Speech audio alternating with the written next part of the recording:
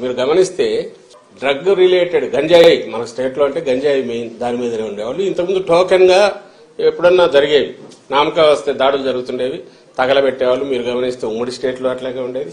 అలా ఇంకా టీడీపీ హయాంలో అయితే అది మామూలు మన పంట మాదిరి పండించినారు.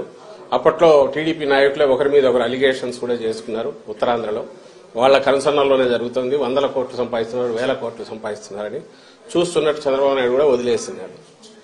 ఈ మా గవర్నమెంట్ వచ్చాక, జగన్మోహన్ రెడ్డి గారి గవర్నమెంట్ వచ్చాకనే నాట్ ఓన్లీ ఆ సాగును ధ్వంసం చేయడమే కాకుండా ప్రత్యామ్నాయ జీవనోపాధి కూడా కల్పించి అట్రాక్టివ్ ఆకర్షణీయమైంది. ఎందుకంటే దాంట్లో వచ్చే తక్కువ కష్టానికి ఎక్కువ ఫలితం వస్తుంది కాబట్టి దానికే అలవాటు పడి ఇంకా వేరే వైపు చూడని అటు ఆ ప్రాంతం ప్రజలందరికీ కూడా, అదిలో సరిహద్దు ప్రాంతంలో ఉండే వాళ్ళందరికీ ప్రత్యామ్నాయ పంటలు చూపించింది మా ప్రభుత్వం. దానికోసం సెంట్రల్ గవర్నమెంట్ కూడా, హోమ్ డిపార్ట్మెంట్ కూడా ప్రైజ్ చేసింది. ఏపీ నెంబర్ 1 నిలబడింది. ఏది ఈ ఆపరేషన్ పరివర్తన అని, ఆపరేషన్ నవోదయం అని.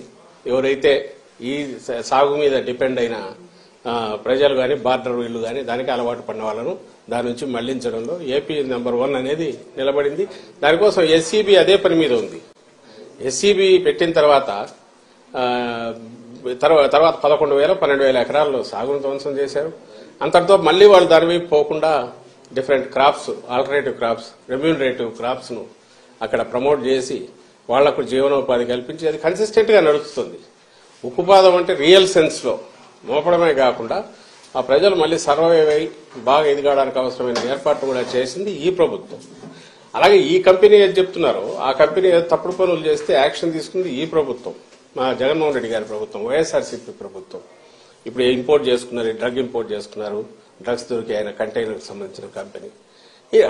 ఇటు చూసేది ఈ వైపు నుంచి డ్రగ్స్ ను వాడకాన్ని తగ్గించడానికో, గంజాయి సాగును అసలు ఎరాడికేట్ చేయడము, వాళ్ళు మళ్లీ ఆ వైపు చూడనవసరం లేకుండా రెమ్యూనరేటివ్ ఆల్టర్నేటివ్ ఇది మన క్రాప్స్ వాటిని వాళ్ళకి అలవాటు చేయడము, ఇది జరిగి కన్సిస్టెంట్ గా పోతుంది. ఎవ్రీబడికి మీరు మీడియా కూడా కవర్ చూడొచ్చు, పోయి వస్తున్నాయి కదా స్టోరీస్.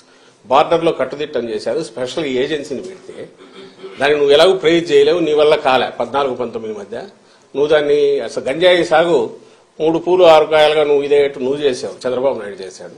ఈ రోజు దాన్ని ఎరాడికేట్ చేసిన మా మీద, నేను ఇంతకుముందు అన్నట్టు దొంగ అన్నట్టు మా మీద నిందలు వేసే ప్రయత్నం చేస్తున్నారు. ప్రతి దాంట్లో ఇదే పని చేస్తున్నారు.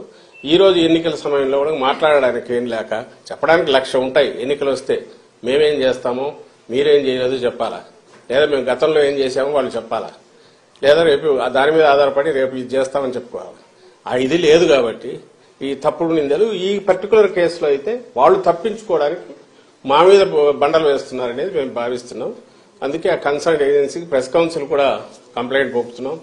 ఈనాడు, ఆంధ్రజ్యోతి వాళ్ళ తప్పుడు రాతలు, ఆ ఛానల్స్ వాటన్నిటి మీద కూడా లెటర్సీ. అయితే ఇది కన్సిస్టెంట్ గా ఈ తప్పుడు ప్రచారం, అబద్దాలు రిపీటెడ్ గా మాట్లాడడం అనేది టీడీపీకి అలవాటైంది. రాష్ట్ర ప్రజలు గమనించాలి.